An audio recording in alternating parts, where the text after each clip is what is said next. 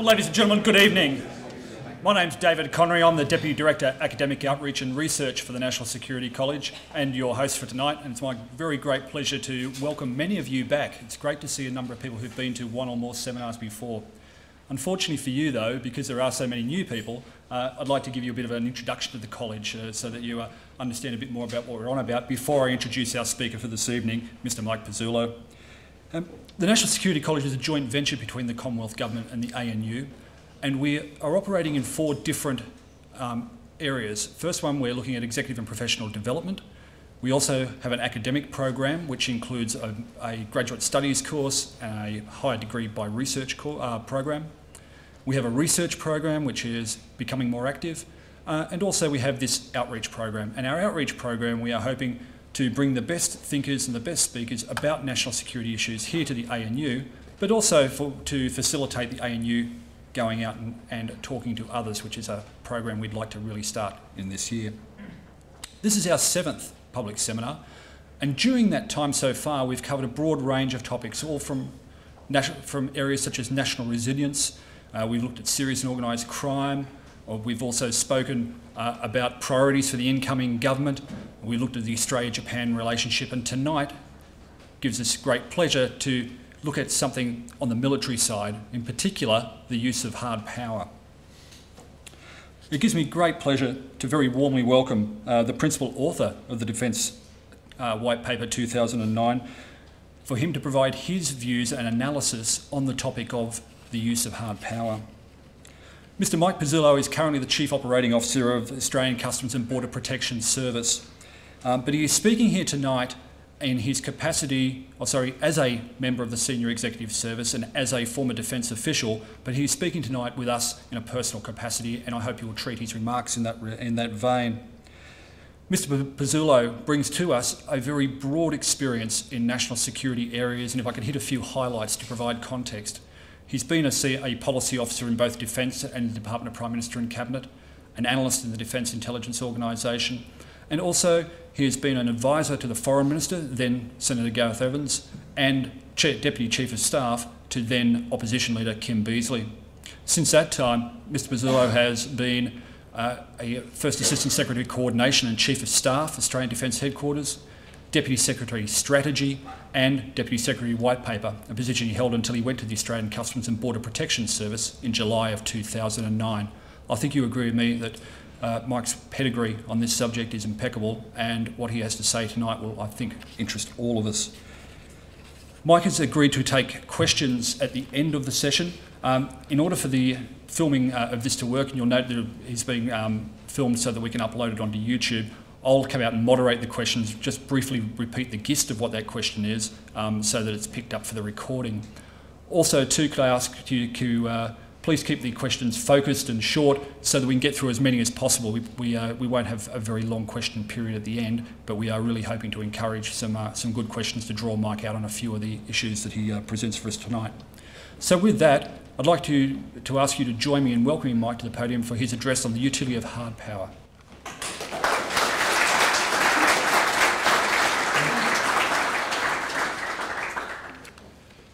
Well, thank you, David, for that very kind introduction. Can I first of all start by acknowledging and recognising the traditional owners of the land upon which we stand, and can I also, in a similar spirit, recognise on today, International Women's Day, both the women in the audience and especially the very special women in my life. My topic tonight is hard power and national security, and as David said, I'm speaking on this topic as a former Defence official and in a personal capacity.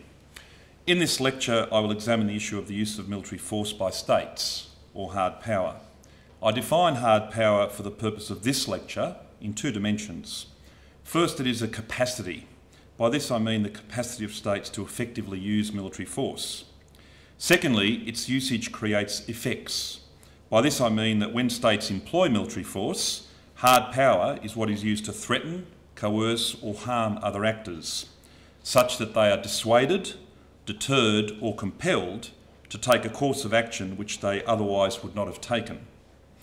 As I wish to focus in this lecture on the use of military force as a key element of national security strategy, I've deliberately excluded other coercive capacities of the state, such as law enforcement, covert action, and economic sanctions.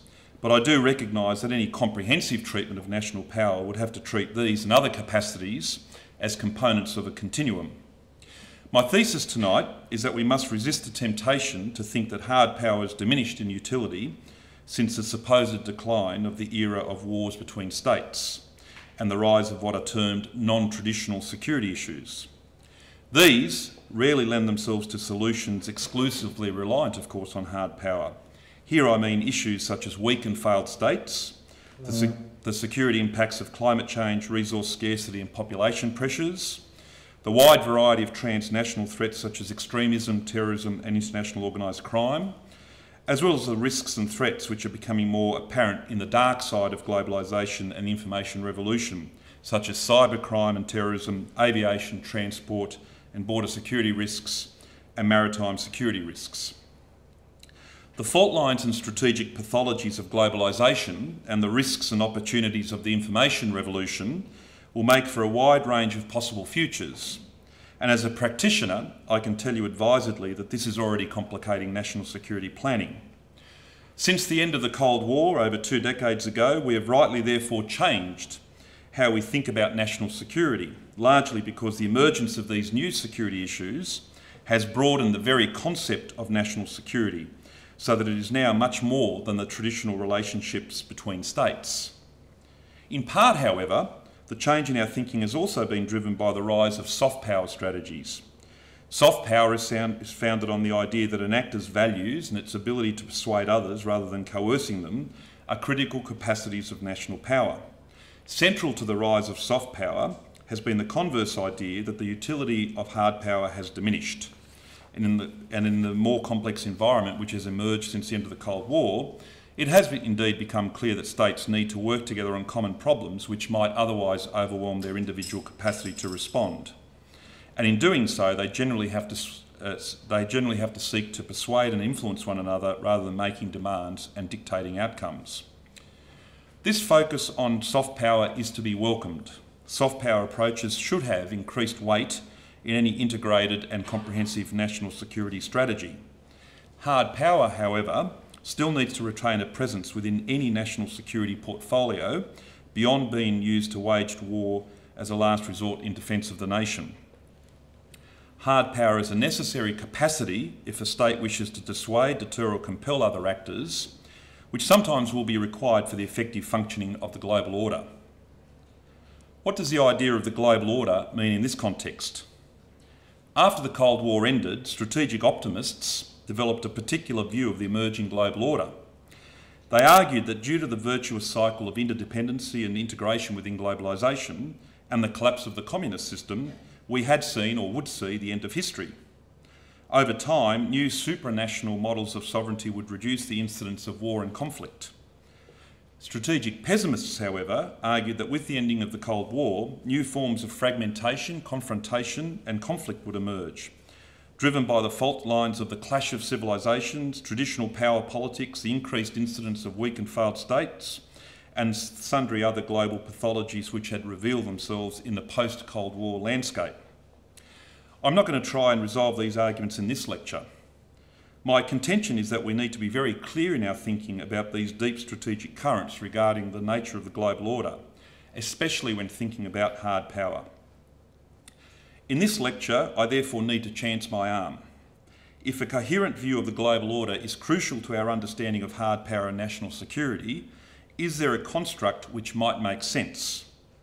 In my view, a normative and empirical construct which helps us to think clearly about the global order is the idea of modernity, which is associated with the tendencies of global interdependency and integration noted above, and characterised by the maximisation of opportunities for citizens and civil society. Modernity creates a transparent rules-based order within societies, centred on the adherence to the rule of law and the upholding of liberties and rights. These are, in my view, not Western values, but human values, but that's another lecture. Modernity also creates and relies upon global interdependence and adherence to rules-based behaviour at the international level. from the resolution of trade disputes and territorial boundaries to the aversion of war and the making of peace. The Australian government certainly subscribes to the view that a functioning rules-based global order is a vital prerequisite for creating a secure and stable environment in which states, citizens and companies can interact to mutual advantage. Such a global order does not, however, spring into existence as a natural phenomenon, nor is its continued existence preordained and immutable. Such an order has to be formed and sustained through human agency and practice. It requires the establishment of a set of rules and norms for managing human affairs across borders and widespread adherence to those rules and norms. It also requires mechanisms for ensuring compliance and, where necessary, rules enforcement. Absent means of compliance and enforcement, any order prescribed by rules and norms would become problematic. Unsanctioned violence within the global order, whether in the state-centric international system or within states, needs therefore to be treated as a strategic pathology. In order to enforce the global order's rules of stability and ensure compliance with those rules, the pathology of violence has to be dealt with in extremis through a grand strategy of counterwar, where other responses are likely to be ineffective or have proved to be so. Counterwar means the employment of violence to stop violence, or the application of counter-violence. This means the sanctioned and calibrated use of hard power by like-minded states, which recognise that each state's national security now depends on the collective enforcement of the rules and the countering of pathological strategic violence. I'm not suggesting that modernity as an order is a universal state of affairs, that there will ever be a universal consensus about it, or that resistant or ungoverned spaces which are outside of the order will magically cease to exist. It is, however, a sound empirical way of thinking insofar as such a rules-based global order is emerging, if not universally, with these features. It is also a useful normative policy basis for determining policy aims and strategic objectives insofar as such an order is worth protecting, and for judging the legitimacy and the legal frameworks which should surround the use of hard power. Now, some actors, including states, do not accept the values, legitimacy or structure of the global order and will continue to pursue aims and objectives which are detrimental to the functioning of that order. Such actors will generally look to operate in or from places where the rules and norms of the global order are weak or non-existent, or are yet to be formulated. Some will seek to exploit parts of the global commons, for instance, pirates in ungoverned maritime spaces and criminal or terrorist actors in cyberspace, or in the non-integrating periphery, as some have called it, of the global order, for instance, terrorists, warlords and insurgents operating in and from weak or failed states. The internal freedoms and liberties of states of modernity also provide opportunities for such actors, for instance, for mounting terror attacks. In these and other cases, soft power will be relevant, for instance, in countering and containing the spread of extremist ideologies. But sometimes we need to be prepared to fight, exhibiting all the necessary intent to do so and maintaining the capacity to follow through. States need to be prepared to support their policy aims with hard power, on occasion seeking wherever possible to avoid the use of force because of its human cost. Of determinative importance will be the extent to which the state has a strategic interest in achieving or being able to achieve the dissuasion, deterrence and compellence of other actors, some of whom will be states. If these are imperative requirements, hard power has to be present, to some extent at least, in the state's portfolio of capacities. An expansive view of hard power is, however, contrarian thinking. The use of force is typically collapsed into the idea of waging war and is seen in turn as a last resort, concerned either with the physical defence of the nation or the necessary means to defeat a tyranny such as Nazism. We need to take, however, a much more subtle view of hard power. If we develop hard power and demonstrate a capacity to use it effectively and legitimately in a manner consistent with our international obligations, it can help to ensure that the rules are enforced, aggression is deterred, and pathological strategic behaviour is discouraged and perhaps even altered. Hard power, without being necessarily used in anger, can bolster our diplomacy, deter a potential adversary, reassure a vulnerable ally or partner which is at the risk of being coerced, dissuade an aggressor from committing acts of war or unleashing mass atrocities against a vulnerable population, protect the global sea lanes and other global commons, or put steel into sanctions against a state which is flouting the rules. Hard power is the essential instrument of what I term the optimistic realist, which I define as somebody who believes in a global order of norms and rules, promotes its emergence, and has a basis for thinking that it has taken root. That's the optimistic tendency, but who recognises that the order's protection and the enforcement of its rules requires a capacity to do more than rely on the ability to persuade and influence. And that's, of course, the realist tendency. None of this means that force has to be actually used by the state to achieve these strategic effects. To the contrary, perceptions about the potential use of force, of hard power, whether those perceptions are generated by threat or implication, are often an effective enabler of such outcomes, without there being necessary any actual violent acts by the state. This requires a state to effectively judge what an actual or potential adversary values and to apply hard power effects through statecraft, such that the adversary is either constrained from undertaking a course of action or compelled to take a course of action without the need for violence to be employed. There is, in other words, a diplomacy of force involved in the art of employing hard power. We can see this most evidently when hard power is deployed in pre-conflict crisis or confrontation, for instance as part of proactive diplomatic efforts to persuade an aggressor state not to conduct acts of violence either against another state or its own population, or to cease such acts of violence on pain of being subjected to harm through counter-violence. Hard power in the form of deployed carrier battle groups, amphibious assault groups, and air combat fighter and bomber wings can be positioned so as to make real in the mind of an adversary the threat of counter-violence. Strategic forces based in the home territory of the state conducting such a counter-war strategy, such as long-range strategic bomber and missile forces and airborne forces, can be placed on alert in ways that can be read by the aggressor state. Threats of force, as well as the use of force itself, in other words, have communicative effects, and we need to understand the vital importance of hard power signals, symbols and messaging, whether they are explicit or tacit. These are subtle but not abstract effects. They require the development and, where necessary, employment of tangible capabilities which send a message. Now, states can send hard power signals in a number of ways short of using force. Even outside of a crisis or a looming conflict, they adopt a posture of hard power, the bedrock of which is the force structure of a state's military forces. This is the sum of its military capabilities in the fullest sense of the term, involving systems, platforms, trained people to operate them, and enabling support elements. Also relevant are a state's alliances and security partnerships. Its ability to generate strategic capability advantage through technology and the innovative skills of its people. Its ability to project force in terms of power projection and strategic mobility, for instance seen in amphibious sea lift capabilities and long-range airlift. Its levels of military preparedness and the readiness levels maintained by the state, as well as the disposition of a state's military bases, especially its naval and air bases, and its foreign basing rights.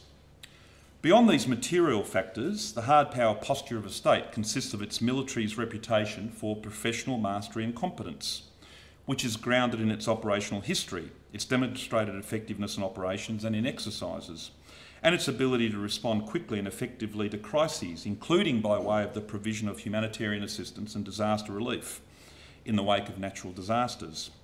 Short of war, if the military force is seen as being flexible and agile, able to move quickly and deliver effects rapidly, not only is its professional standing and reputation enhanced, but the state's perceived hard power is given substance and credence. This is because such activities demonstrate and signal, short of war, the training and quality of the defence personnel involved, the capabilities of deployed systems and platforms, the levels of preparedness and readiness, as well as the other capacities and attributes required to succeed in such missions. Beyond these factors again, a state's hard power posture is grounded in its strategic culture, its declared and demonstrated willingness to use hard power, which can be seen in the record of operations undertaken by the state, and in its principal statements of national security strategy and defence strategy. The 2009 Defence White Paper, of which I was a part, is such a declaratory statement and represents the Australian Government's hard power posture set within a broader approach to national security. It is, in this sense, more than an expression of how Australia would defend itself in circumstances of national peril caused by armed attack upon our population, cities and infrastructure. It also set out a policy framework for how Australia would employ hard power in concert with others to protect and preserve the rules-based order. The white paper, in this sense, set out an interlocking regime of geographically defined strategic interests to guide defence planning. It said that we have an interlocking regime of strategic interests in a rules-based global order, which increases the likelihood of strategic stability in the Asia-Pacific region, which in turn makes more likely the maintenance of a secure immediate neighbourhood and ultimately, therefore, a secure Australia.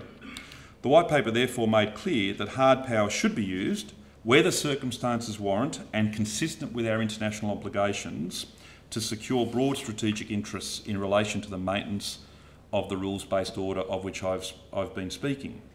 To be clear, while the white paper placed highest priority on the requirements of national self-defence for force structure purposes, and I'll return to this point later in the lecture, in keeping with an expansive view of hard power, it argued that the use of hard power should not be limited solely to the physical defence of the nation. This was most evident in its treatment of intra-state conflict. Since the end of the Cold War, as I alluded to earlier, we have seen a reduction in the perceived prospect of state-on-state conflict.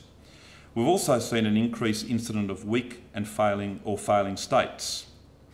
And the complex interplay of social, religious and ethnic conflicts within those states, which together with mass poverty, poor governance and institutional incapacity, have created the conditions for civil wars and other forms of intrastate conflict.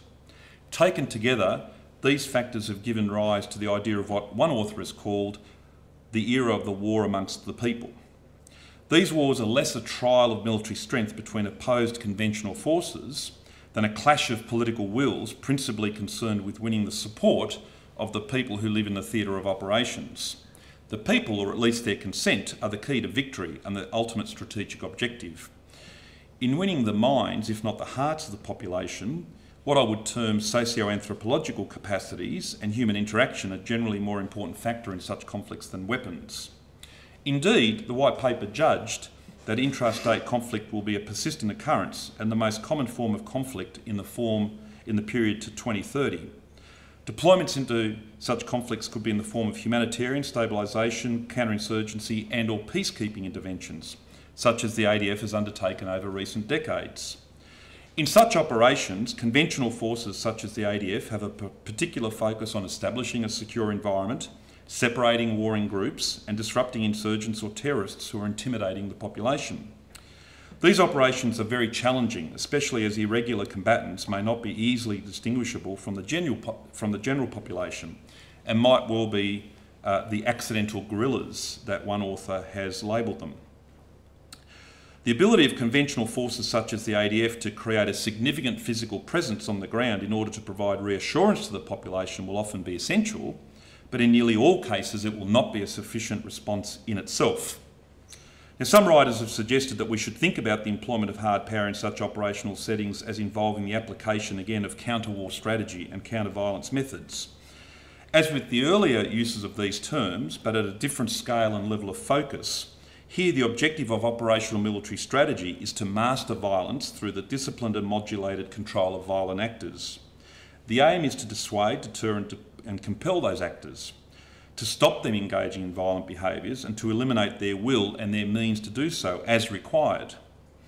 Under this approach, conventional military forces working alongside police forces and other civilian partner agencies seek to create, as a matter of highest priority, the environmental conditions of counter-violence and societal human security, which are required for stabilisation and reconstruction efforts to be able to commence and proceed. This is a fundamental imperative in situations of extreme state failure, of course. Advanced warfighting capabilities will nonetheless continue to be relevant in the ground wars which are fought amongst the people.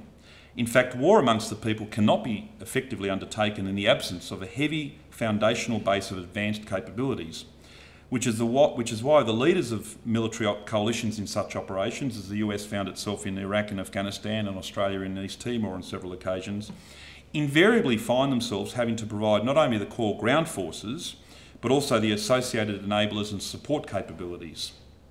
complex irregular warfare in intrastate conflict will become increasingly evident as irregular non-state adversaries gain greater access to weapons and technologies which were once the preserve of states, with a view to employing them asymmetrically in order to exploit the perceived vulnerabilities of advanced militaries.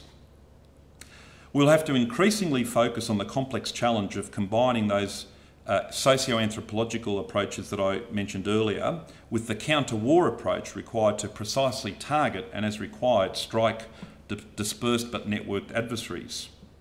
In the latter case, the aim of hard power employment is not the annihilation or mass attrition of the adversary, as occurs in total war, but rather the calibrated elimination of the adversary's means to avoid and resist the modulated and disciplined use of counter-violence.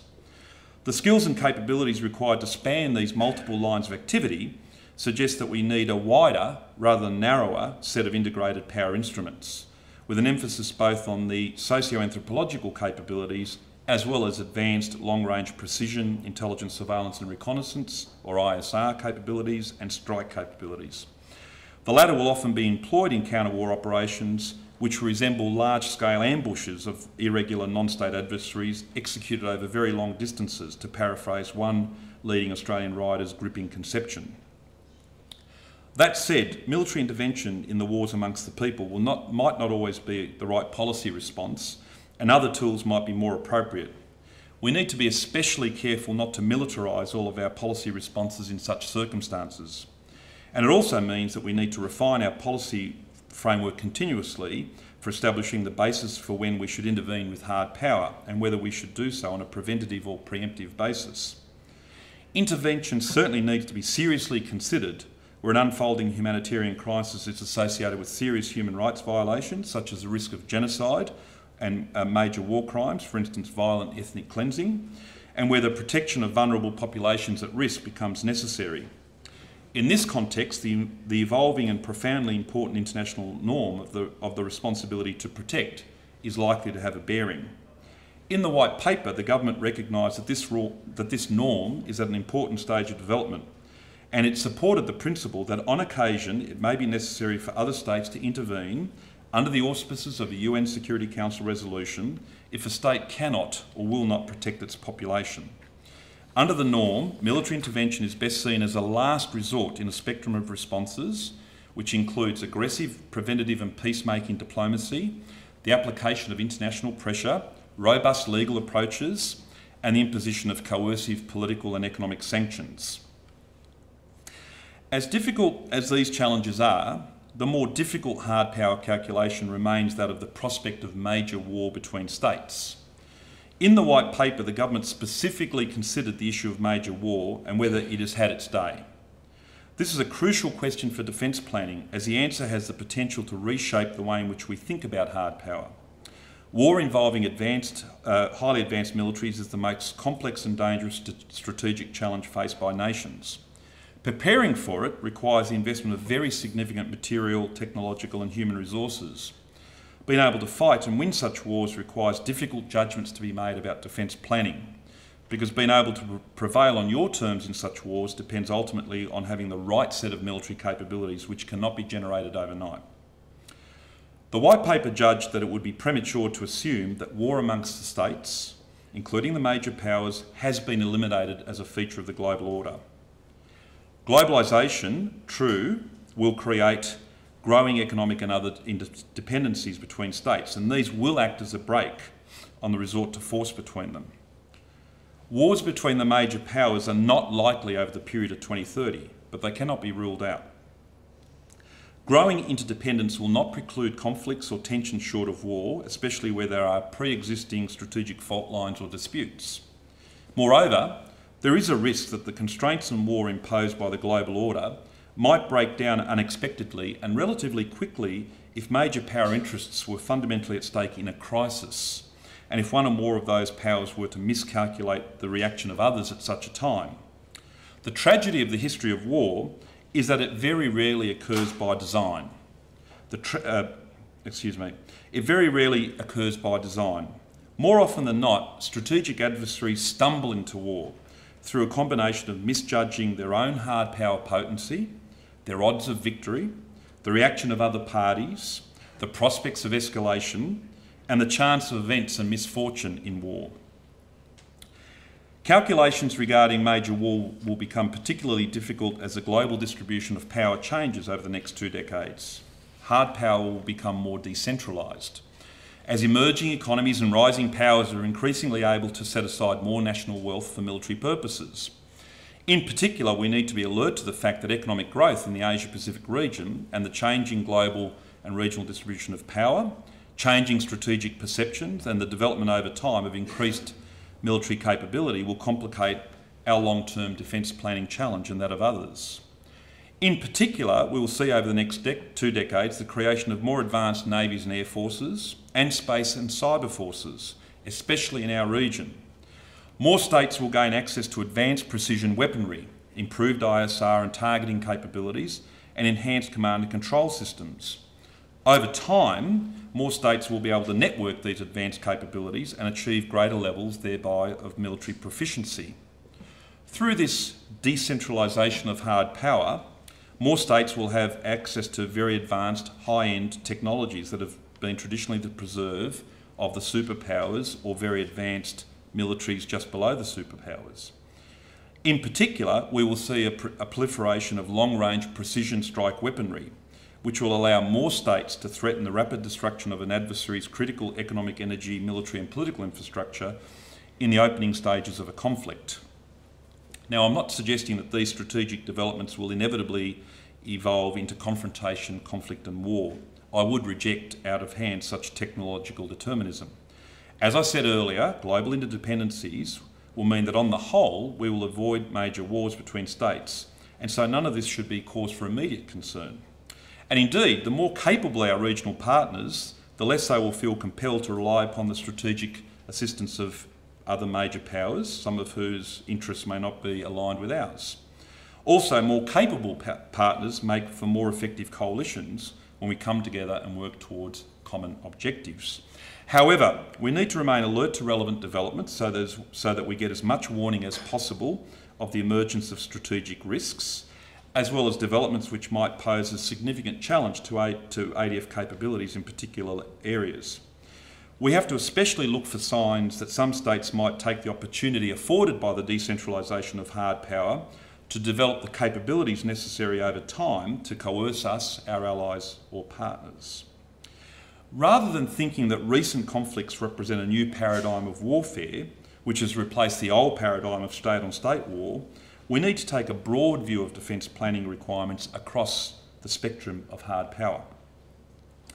Now, in terms of making judgments about how much and what type of hard power we need, both in the context of the slim prospect of major war between states and the persistence of intrastate conflict, the white paper in fact said that our best defence lies in the maintenance of a positive international environment where sources of potential conflict are dealt with before they evolve to the point where force is required. As a matter of policy, the government said it would seek in a crisis to avoid, wherever possible, having to use force or threaten its use, preferring in the first instance to rely on proactive preventative diplomacy and, as required, the application of other soft power techniques. However, the white paper also recognised the need to be prepared to use force as a means to give effect to policy aims, both in defence of the nation and in support of a rules-based global order. The white paper said that we would only do these things having regard to our international standing, including our active membership of the United Nations. If employed, force should be used with precision, in a manner consistent with our international obligations and with clear policy aims and strategic objectives in mind, which are clearly communicated, and on the basis of an appreciation of the long-term consequences of its use and how the peace would be secured. The government decided in the white paper that the focus of defence policy would be the principle of self-reliance in defence of the nation and in relation to our unique strategic interests, but with a capacity to do more when required, consistent with those strategic interests that we might share with others and within the limits of our resources and capabilities. This effectively meant building a force structure which would be able to independently defend Australia against armed attack by credible adversaries, to the extent required to protect our maritime approaches, critical sea lanes, territory, infrastructure and of course our population. Of particular importance in this context would be the ADF's ability to undertake sea control, air superiority and strategic strike tasks. The White Paper recognised that in relation to the risk of armed attack by a major power, especially one armed with nuclear weapons, we would continue to rely on the protection afforded by our alliance with the United States, including the protection against nuclear attack afforded by US extended deterrence.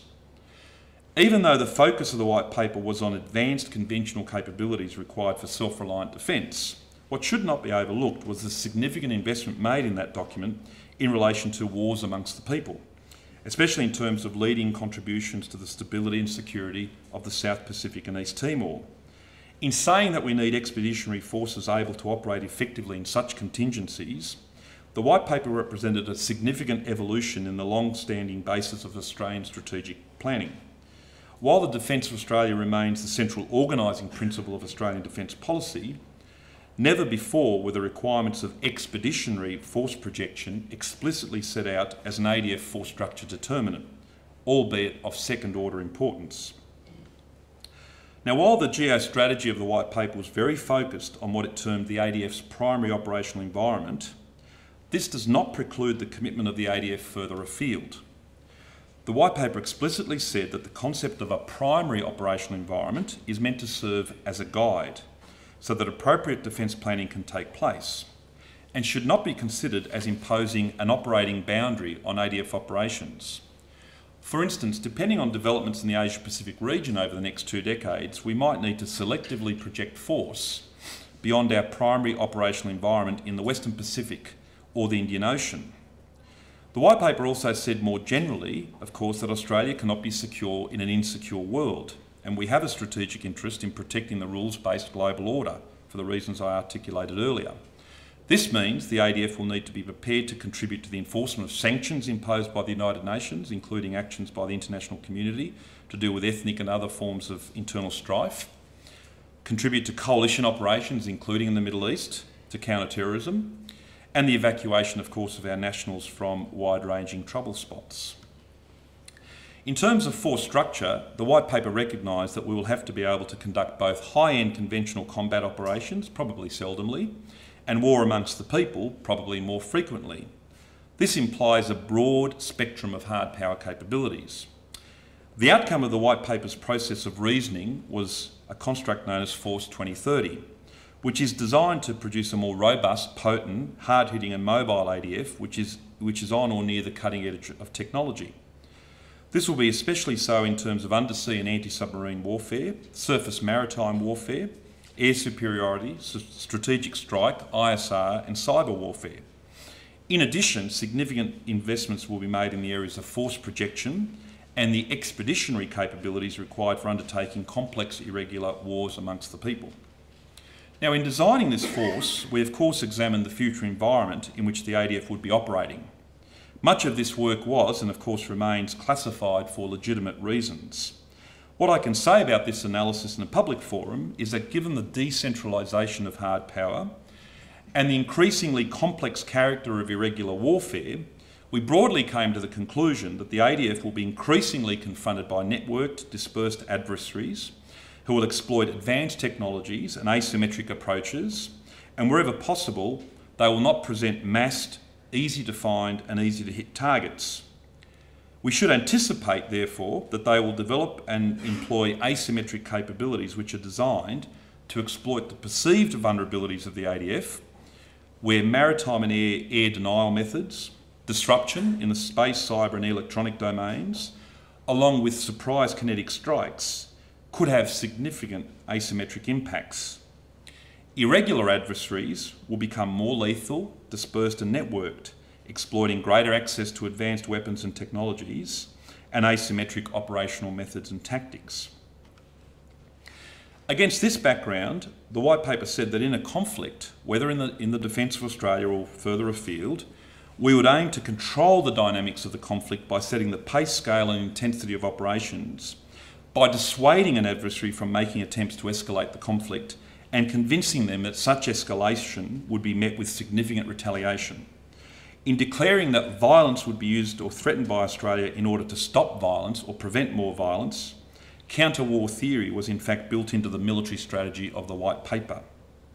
Moreover, the ADF, under that military strategy, would, as necessary, tailor its operations such that it was not fighting in a manner that saw a high rate of attrition and mass casualties amongst our forces. We would seek to avoid battle on unfavourable terms and apply force in a precise and principled manner, in a way that the adversary was not expecting and which overmatched them at decisive points in battle in order to offset the relatively small size of our forces. This meant that Force 2030 had to be designed around a number of crucial force attributes. The ADF will employ precise and discriminate targeting and force application over long distances, high levels of situational awareness, information superiority and networked capability, as well as survivable and robust capabilities involving, wherever possible, lower signatures and stealth. Now, the government's clear policy direction in the force structure review that I've just described was that we were not to purpose design the ADF for tasks beyond the defence of Australia and its maritime approaches, and for expeditionary force projection in the context of regional stability and security in our immediate neighbourhood. What we found, however, as we went through the scientific process of designing the force, was that the capabilities required for the mandatory tasks lent themselves to being considered for operations further afield in protection of the global order. The fact that Force 2030 will generate a range of hard power capabilities available for the broader tasks that I've just mentioned was not the result of a strange and inexplicable alchemy. The demands of defending Australia and projecting expeditionary force across the focused geostrategy of the White Paper, which is in fact a very expansive military strategic operational environment, creates the requirement for highly capable forces which can leverage technology and information on a comprehensive scale, especially given the relatively small size of the ADF. The force attributes required for the mandatory tasks set by the White Paper, such as sea control, air superiority, strategic strike, expeditionary power projection, will in fact create a high level of multifunctional capability in the ADF, which will be able to be employed flexibly by future governments across a wide spectrum of operational settings. Ladies and gentlemen, the issues dealt with in this lecture are deeply political ones in the end, and cannot be left either to specialist academic discourse or to the generals, and that is not what the latter want in any event. They require high-level political and indeed societal discussion and deliberation. Some analysts have argued, however, that we are living in a post-military or post-heroic age, where military affairs are seen as being analogous to emergency services work. Professional soldiers deal with a hazard that threatens civilian life, like their police, firefighter and ambulance colleagues. The collective memory of war in Europe in particular has pushed questions of the use of force to the margins of discourse, and even created outright hostility to the very idea of using force. It is my contention, however, that we are entering very challenging times, where even an optimist, as I am, needs to realise that we face a wide range of potential futures. In this environment, we need to pursue comprehensive and integrated national security strategies built around persuasion, influence and other means of soft power wherever possible. Regrettably, while we might be, as I am, optimistic about the general trajectory of modernity's global order, we will need to be realists about being prepared to do more than deploy soft power and tools of persuasion.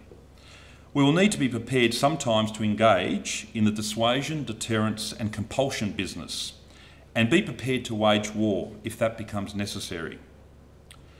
The White Paper was the most recent attempt in Australian public policy to fashion a portfolio of hard power instruments which are relevant to our strategic interests and our appetite for risk. Given our strategic circumstances and policy inclinations, it produced a relatively comprehensive and wide suite of hard power instruments for a middle strategic power. Its primary focus was on defence self-reliance, but it had a clear eye on our broader strategic interests, and constructed these on the basis of the benefits of living in stable, rules-based global order, and a recognition that such an order needs supporters and protectors. It explicitly recognised that the capacity to persuade and the other instruments of soft power are generally to be preferred to the use of hard power and the machines of war. We should certainly avoid armed conflict and war wherever possible, but not at all costs, and without shirking from those sombre tasks where we have to pursue the use of force either in the defence of our freedoms and liberties directly or to protect the order within which we live and by which we prosper. I thank you very much.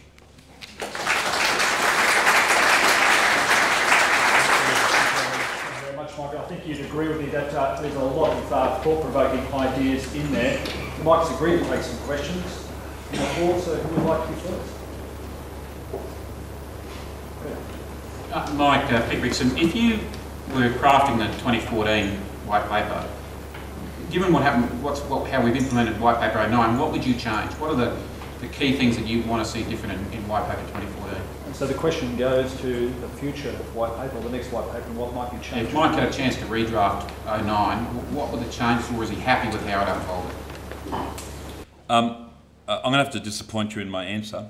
One of the strengths or one of the capabilities or capacities that a strategic planner has to bring to any role is to predict within a range of possible futures, the possible range of futures.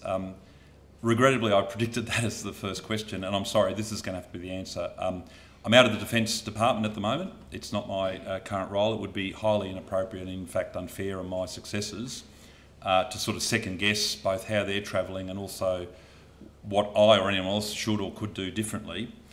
So I'm not going to answer your question directly, and it's not from a lack of professional or moral courage. It's just a sense of fair play and sticking to appropriate comment. What I will say, for those who are not perhaps cued by your question as to what perhaps sits under it, is that the government in the 09 white paper, the 2009 white paper, did agree to a structured, regular review of our strategic environment, the risk settings in relation to potential military threats and our own capability process. And so you're absolutely right, in 2014, although no later than 2014, the white paper talked about an interval no greater than 5 years. There will be another defence white paper produced either by this government or potentially, I guess, another government.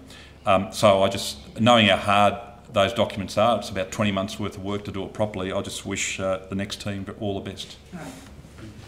Thank you. And when I repeat the question, it's more for the record here, so rather than for Mike's amplification. Callum Whitford, you stated before Australia was a middle power. Would it not be more effective to have a sea denial policy than a sea control policy? So the question goes to Australia's strategy as a middle power. Indeed.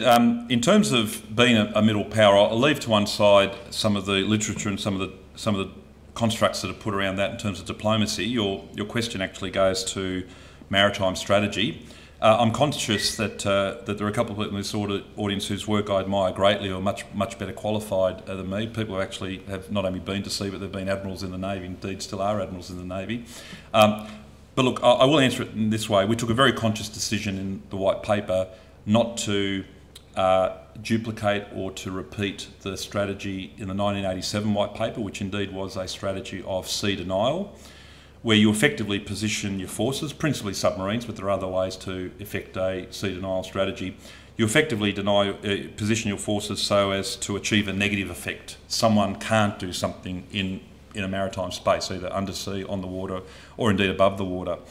We took a view that there were going to be instances, and it's set out very clearly in the military strategy described in Chapter 7, that, if you like, defending a moat, which is the kind of the simplistic shorthand used for the 1987 white paper, would require, wasn't appropriate to our circumstances, that we might have to, because of the lengthening range of weapons and the places from which military power may be projected towards us, we might need to go forward of the moat, so-called, and actually actively control the maritime domain, and indeed, through air superiority, the air above it. Now, as I hinted at, or as I explicitly stated in the lecture, and this is again stated explicitly in Chapter 8 of the white paper, there were limits to the level of disclosure that the government was prepared to engage in terms of the types of scenarios and the credible adversaries that strategy is designed to counter or mitigate against. But the difference is between the sea denial posture of the 1987 white paper and the sea control posture of the 2009 white paper relates to the requirement to dominate and control our approaches, A, much further out, and B, in order to achieve the enabling environment for the projection of force in a way that wasn't contemplated, let alone planned for in the 87 White Paper. Jason Brown.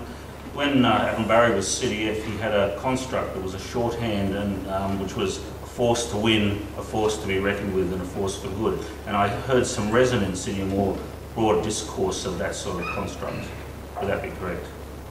The question goes to the continuity, I suppose, of defence values and policy over time. Well, indeed, Jason.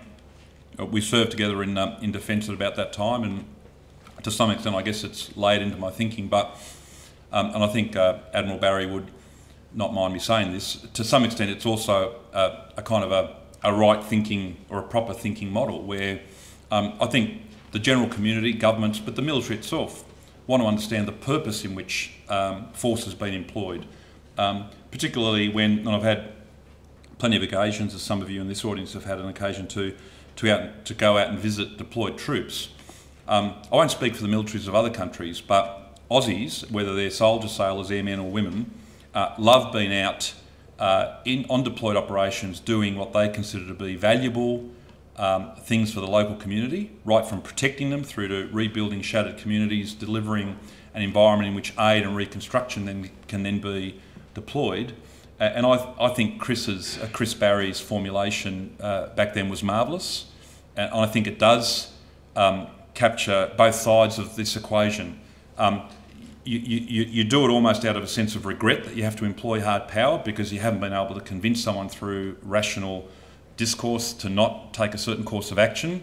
You want to minimise the amount of power that you apply to them so that the long-term consequences of your actions don't itself create destabilising and unsavoury effects. And you want to do it in a way that is surrounded by or encased within an ethical, moral and politically rational a politically rational purpose, and I mean that in the better sense of it. How do you explain your use of power, both to the current generation, the people that you're operating amongst, but also successor generations? When people look back on the operation, how will they conceive of it? You mentioned the very good reasons why a country should have power, even in the context, in an optimistic framework. That will seem to explain the reasons why China is acquiring military capabilities according to the importance they are getting internationally. And this is one of the things that you have in Australia, this debate on how to respond to this growth of China. Sorry. And the question goes to the growth of China and its impact of its military modernisation. Your Excellency, thank you for the question. I don't know that I can agree with its premise in the sense that both the Australian government, the United States government, increasingly ASEAN partners are asking the question very explicitly and overtly of China's political leadership, but also their military leadership and their diplomats. What is the rationale for you to develop particularly long-range power projection capability, long-range anti-carrier strike missiles, and some of the more aggressive capabilities? When that question is asked to the Americans, whether you agree with its particular application or use, you go to any American military website. To instance, one example, the current standing guidance issued by the United States Navy, the United States Marine Corps and the United States Coast Guard is a single document, quite an interesting construct when you think just about that. And it's explicitly expressed in terms of, yes, the United States, for both its own national reasons, but also to protect and support the broader global order, but also to provide reassurance to allies and partners. We believe that we need global maritime capability along the lines that we've had since the end of the Second World War to protect the global commons. Now, you can disagree with that, you can argue it, it's a contestable proposition, I accept all of that. When one seeks to interrogate our Chinese friends about it, other than accepting and acknowledging that states, of course, have got a right to develop the capacity for self-defence, we're doing it ourselves, some of the high-end capabilities don't easily fit within a framework other than regional and indeed broader power projection. So I think it is incumbent, as the Australian government has said, former Prime Minister Rudd has said this, current Prime Minister Gillard has said this, the Americans have said it, the ASEANs have increasingly said it, the government of Japan said it in its National Defence White Paper of December of last year. The People's Republic needs to do more at explaining in a fuller sense and not just simply in terms of stating the doctrine, but then be willing to engage in this kind of discourse as to why some of those capabilities are emerging in their force mix. Mike, that was a tremendously interesting discourse, and as you say, we're certainly living in very challenging times. I'd like to go back to your comments about failed and failing states and extend that a little bit to possible involvement in highly conflicted areas that may or may not be failed or failing. And just incidentally, within the sort of immediate regional area in which we live, the so-called arc of instability, in fact, the normal analyses of what constitutes a failed state only really recognises East Timor as being in the top 20 international failed states in our region. So, and in the top 40, I think we might have one or two others like the Solomon Islands. But if I could use just three illustrations, I'd be very grateful for your comments on. The first would be Fiji, where undoubtedly there's a very high level of human rights abuses. And Fiji certainly moved outside the international norms and could easily develop this further into serious violence against the community. Does this, or could this bring us into a situation where we might consider the question of the right to protect? If we didn't get an invitation to go into Fiji, our only involvement from a military point of view would seem to me to be an invasion. So that actually brings a very real difficulty into the question of how can we use hard force in those sort of situations. John, perhaps we could let Mike deal with that one question there, because I think it's very rich, and the question goes to failing states in our region, and particularly that of Fiji, and the utility of force in that sort of situation. Thanks, John, for the question. Look, in terms of current policy settings, as I said to the first, in response to the first question, notwithstanding the fact that I might well have clear and very direct views on such matters, it's not something that I wish to discuss in terms of current policy or future policy. My presence here tonight was really just to explain the kind of the intellectual framework that implicitly or explicitly sits behind the white paper, although I understand the logic that you're seeking to apply, but I don't wish to comment on developments in Fiji per se. What I will say, though, about the right to protect and this question of weak and failing states, transitioning in some cases to failed states, from the point of view of this construct, in a sense, it doesn't matter where on that sliding scale they are. It's not as though you would want to say, oh, you're just merely a weak state or indeed a failing state. You haven't yet achieved the status of failed statehood, and therefore the responsibility to protect will therefore cut in at a particular threshold. The responsibility to protect, and it's a norm that's evolving, and it was the subject, of course, of the World UN Summit in 2005, supported by the Australian government at that time and by the Rudd and Gillard governments since, is evolving, and to some extent precedents and debates will shape future guidance for decades, I suspect. Whether a state meets a particular aid or developmental or economic construct is a useful input. What is really clear, though, or what is the evidence that you really need to see and the evidence that you really need to work through as part of your decision-making process, is the extent to which the state is either harming its own population, and there are examples pre-2005, which I'll safely rely on because they were ones that the international community came to a view about. Serbia's aggression against Kosovo in 1999, of course, which saw a massive air campaign with the threat of power projection, including ground power projection, at least intimated. And in the end, when it became quite clear that the Serbian state, both as a state but also through proxy forces in Kosovo, would not cease and desist from its violence, in fact some horrendous instances of violence, their means to undertake that violence had to be systematically dismantled through very extensive bombing and through other sensitive manners of operating. Now, so at that time Serbia was not a failed state.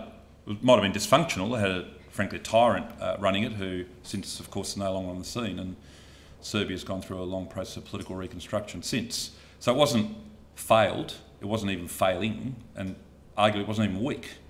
But what I'm saying is that all things being equal, you're more likely to find instances of civil conflict and intrastate conflict that require the application of counter-violence. You're more likely to find that in those sorts of environments. And that's the point that I sought to draw out in the lecture tonight. Thank you for that question. Got any final questions?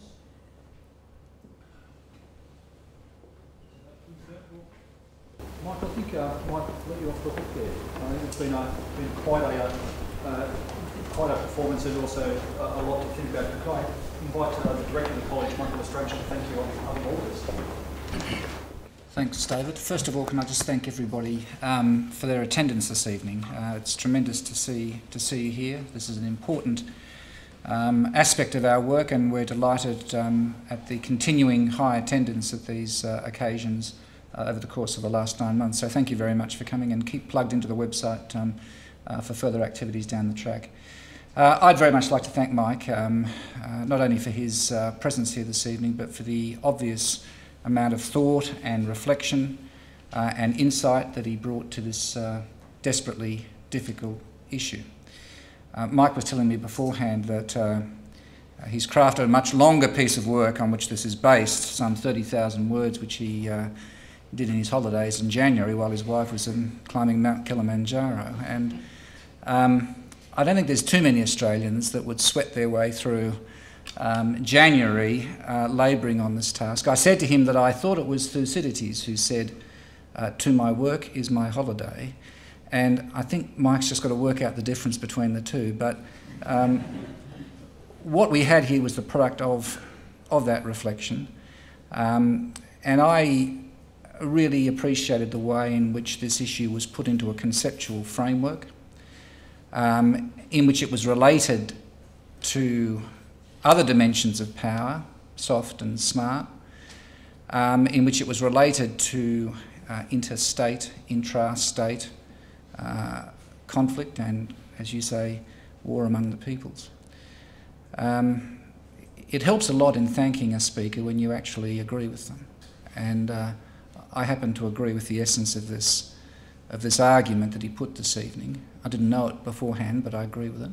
And I think it raises a lot of issues for debate, some of which were touched on in the questions this evening. I think Mike straddled both worlds tonight and brought real insights from the field of the practitioner, which those of us located elsewhere can reflect on. But this is not the end of this discussion by any means. It's an important contribution to it, and I think it's very important that it's been done in the way it has. So thank you very much, Mike. Thank you.